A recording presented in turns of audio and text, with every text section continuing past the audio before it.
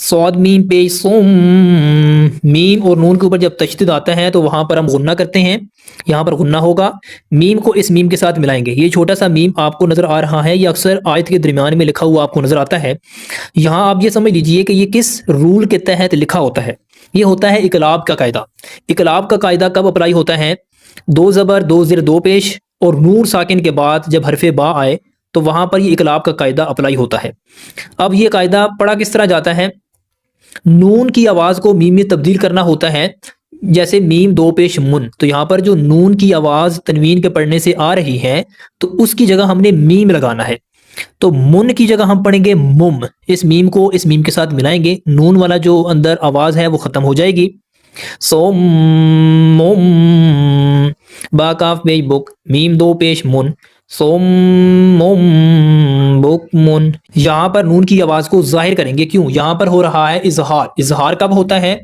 جب تنوین اور نون ساکن کے بعد، یعنی دو زبر دو زیر دو پیش اور نون ساکن کے بعد جب یہ 6 حروف حلقی آ جائیں، تو یہاں پر یہ حروف حلقی عین ہے پیش کی تنوین کے بعد، تو یہاں پر کیا ہوگا؟ اظہار ہوگا، نون کی آواز کو ظاہر کریں گے۔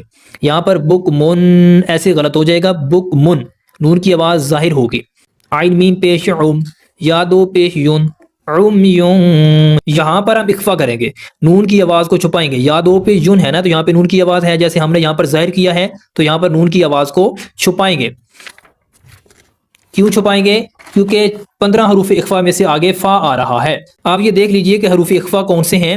جب بھی تنوین اور نون ساکن کے بعد ان 15 حروف میں سے کوئی بھی حرف آئے، یہاں پر پیش کی تنوین کے بعد حرف فا آیا تو اس لیے ہم نے یہاں پر سافٹ غنہ کرنا ہے، یعنی نون کی آواز کو چھپانا ہے۔ اب نون کی آواز کو چھپانا کیسا ہے، اس کا طریقہ میں آپ دوستوں کو بتا دیتا ہوں۔ نون کی آواز کو ہم نے ناک کی طرف لے کر جانا ہے اور آپ نے زبان کے اوپر کنٹرول کرنا ہے۔ زبان منہ کے درمیانی کسی بھی حصے سے ٹچ نہیں ہونی چاہیے، نہ دانت کے ساتھ نہ تالو کے ساتھ۔ درمیان میں آپ زبان کو روک کر رکھیں گے اور نون کی آواز کو آپ ناک کی طرف لے کر جائیں گے تو سافٹ غنہ یعنی اخفا ادا ہوگا۔ یہ چھوٹی سی آیت ہے لیکن اس میں رول بہت زیادہ ہے۔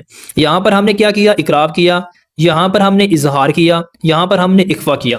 تو آگے جو اس میں آیت کے درمیان میں ہے میم ساکن ہے، یہاں پر ہم نے اظہار شفوی کرنا ہے۔ میم ساکن کا یہ قاعدہ ہے، میم ساکن کے بعد جب بھی میم اور با کے علاوہ کوئی بھی حرف ہوگا تو وہاں پر ہم نے میم کی آواز کو ظاہر کرنا ہے، یہاں پر غنہ نہیں کرنا۔